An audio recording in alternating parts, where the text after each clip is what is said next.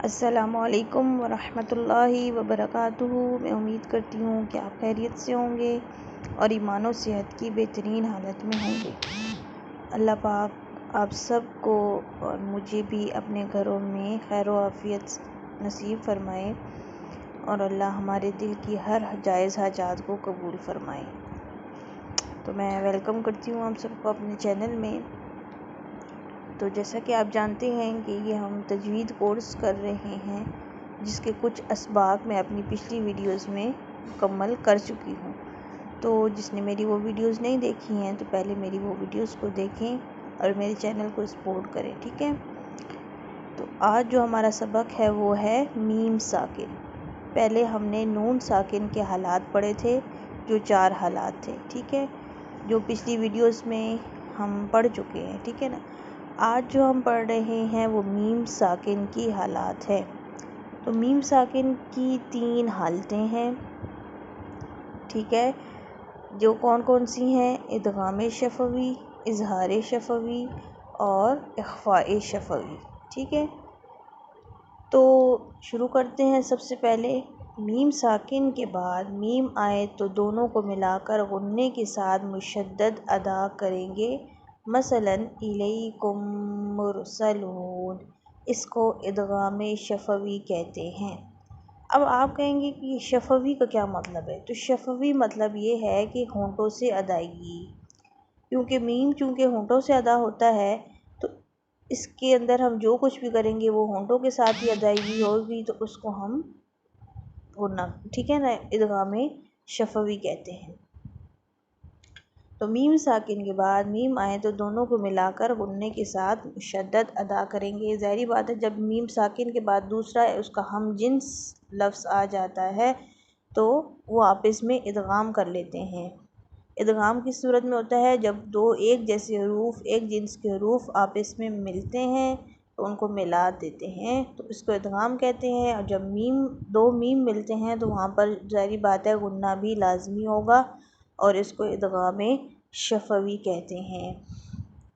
اس کے بعد اگلا حال آ جاتا ہے میم ساکن کے بعد با آئے تو غنّہ کے ساتھ اخفاء کریں گے، اس کو اخفاء شفوی کہتے ہیں۔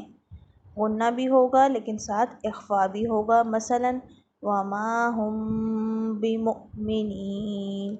میم کے بعد دیکھ رہے ہیں با آ رہا ہے تو ہم نے میم پر کیا کیا؟ غنّے کے ساتھ اخفاء کریں گے، ٹھیک ہے نا؟ تو اس کو کہیں گے ہم اخفاء شفوی، اس کو ہم کہیں گے اخفاء شفوی۔ یہ میم ساکن کا دوسرا حال ہے۔ اس کے بعد میم ساکن کے بعد میم اور با کے علاوہ کوئی بھی حرف آ جائے تو وہاں اظہار ہوگا، یعنی غنّہ نہیں ہوگا۔ صرف میم اور با جب میم کے ساتھ آئیں گے تو وہاں پر غنّہ ہوگا۔ اس کے علاوہ باقی جتنے حروف اگر میم کے بعد آ جائیں گے با اور میم کے علاوہ تو وہاں پر ہم اظہار کریں گے، غنّہ نہیں کریں گے، اس کو اظہار شفوی کہتے ہیں۔ کیسے؟ مطلب اس کی مثال کیا دی گئی؟ لم یلد، اب میم ساکن ہے اس کے بعد یا آ گئی تو یہاں پر میم کو ہم ظاہر کر کے پڑھیں گے، کوئی غنّہ نہیں کریں گے۔ ولم یولد، دوسری مثال دیکھیں الم تری، میم کے بعد تا آ رہی ہے تو ظاہری سی بات ہے میم کو یہاں پر بھی اظہار کے ساتھ پڑھیں گے، الم یجعل، اس طرح یہاں پہ بھی۔ تو خلاصہ اس سارے سبق کا کیا بتا رہے ہیں کہ میم مشدد میں تو غنّہ ہوتا ہی ہے، مثلاً ثم، عم، اس طرح میم ساکن کے بعد میم اور با کے علاوہ کوئی بھی حرف آ جائے تو غنّہ نہیں ہوگا۔ یعنی مطلب یہ ہے کہ میم مشدد میں تو ہمیشہ ہی غنّہ رہے گا، کیونکہ وہ مشدد ہے اس پر غنّہ ہوگا ہی ہوگا، لیکن میم ساکن کے ساتھ غنّہ کس صورت میں ہوگا؟ وہ صرف میم اور با کے ساتھ ہوگا، اس کے علاوہ کوئی بھی حرف آئے گا تو وہاں پر غنّہ ہم نہیں کریں گے، ٹھیک ہے؟ تو انہوں نے پھر سے نیچے وہ 3 چیزیں بتا دی کہ ادغام شفوی وہ کس میں ہوگا؟ وہ صرف میم میں، ایک حرف ہے وہ کون سا ہے؟ میم۔ اخفاء شفوی کس میں ہوگا؟ وہ ایک ہی حرف ہے با۔ اظہار شفوی کس میں ہوگا؟ ایک ہی حرف ہے حروف اظہار، وہ ایک نہیں ہے، وہ 26 حروف ہیں، حروف اظہار، یعنی 27 اور 28۔ الف کو چھوڑ دیتے ہیں کیونکہ ظاہری سی بات ہے کہ الف خود کی کوئی وہ نہیں ہے الف ساکن کی، بلکہ الف جب زبر زیر پیش کے ساتھ آتا ہے تو وہ حمزہ بن جاتا ہے، ٹھیک ہے۔ تو یہ میں آپ کو پہلے بھی ذکر کر چکی ہوں۔ تو 26 حروف اظہار کے ہیں اور ایک حرف اخفاء شفوی با ہے اور ایک ادغام شفوی میم ہے۔ تو آج کے لیے یہی سبق ہمارا کافی ہے۔ آپ جب قرآن پاک کی تلاوت کریں تو اس چیز کا دھیان رکھیں، اس چیز کو اپنے ذہن میں رکھیں، اس کی بھی ساتھ ساتھ مشق کریں، ٹھیک ہے۔